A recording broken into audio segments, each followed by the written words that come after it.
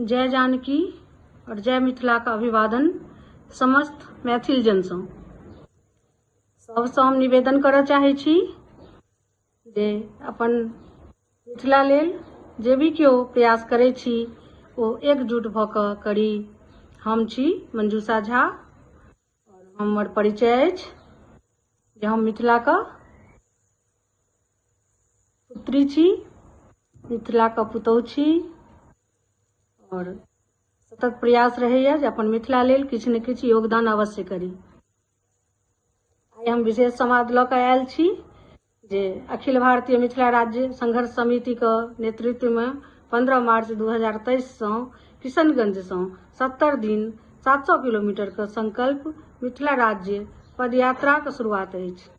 सनातनी आ शाश्वत मिथिला के पहचान एवं सर्वांगीण विकास लेल मैथिली भाषा के संरक्षण आ संवर्धन लेल मैथिली के नैतिक मूल्य के लेल ई संकल्प यात्रा आहूत अछि।